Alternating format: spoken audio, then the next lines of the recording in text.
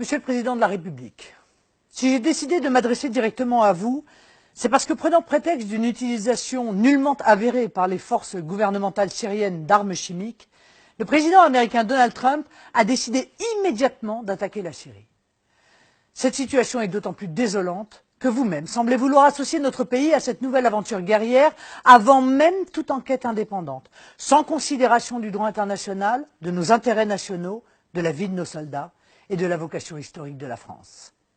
Pourtant, tout comme l'agression contre l'Irak que la France, sous la présidence de Jacques Chirac, avait condamnée avec brio à l'ONU par la voix de son ministre des Affaires étrangères, notre pays est appelé à être lui-même, à faire entendre sa voix pour la justice et pour la paix du monde.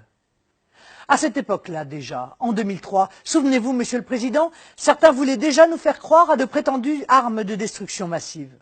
Nous savons aujourd'hui que cette injustifiable politique de la canonnière, digne de siècles révolus, était fondée sur un mensonge d'État. Un mensonge mis en scène dans les médias et jusque sur les bancs du Conseil de sécurité. Cette intervention que la France n'a pas pu empêcher a entraîné le chaos dans tout le Moyen-Orient et y a encouragé et armé l'islamisme. Les attentats que nous avons subis sur notre sol en sont la conséquence presque directe, avec le développement de Daesh au fur et à mesure que s'affaissait l'État irakien.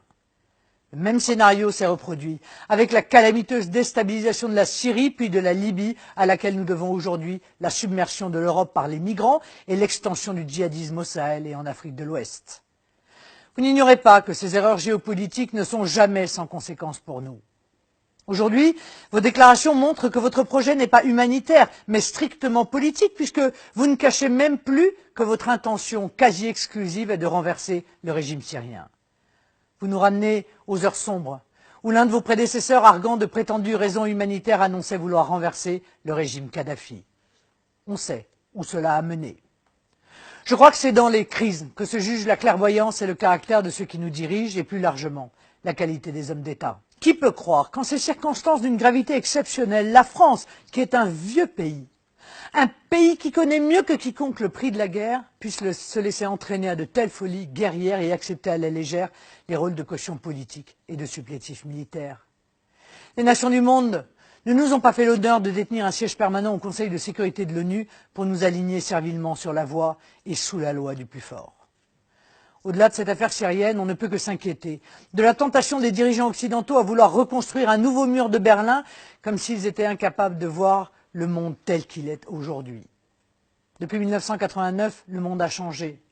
La menace ne vient pas d'États laïques du Moyen-Orient, ni de puissances européennes qui sont de potentiels alliés dans la lutte contre le terrorisme, mais de groupes ou d'États qui aspirent à imposer au monde, au Moyen-Orient, en Afrique ou même en Europe, la dictature théocratique d'un islam politique.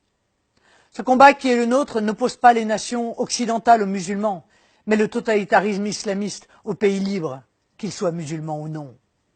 C'est unique que le monde libre viendra à bout de cette idéologie criminelle et de ses projets hégémoniques. Tous nos efforts doivent porter à éradiquer Daesh et les groupes djihadistes, même lorsqu'ils usurpent le qualificatif de combattants de la liberté pour étendre l'idéologie islamiste. Nous sommes les héritiers d'une nation qui ne peut être elle-même, pour reprendre la phrase du général de Gaulle, que dans la grandeur. La situation exige que la France soit elle-même, digne de son histoire, digne de son rang, digne du rôle que les nations libres lui ont depuis par sa glorieuse histoire conférée. Monsieur le Président, si vous prenez la décision d'une attaque militaire contre la Syrie, vous en prendrez la responsabilité, devant la nation et devant l'histoire.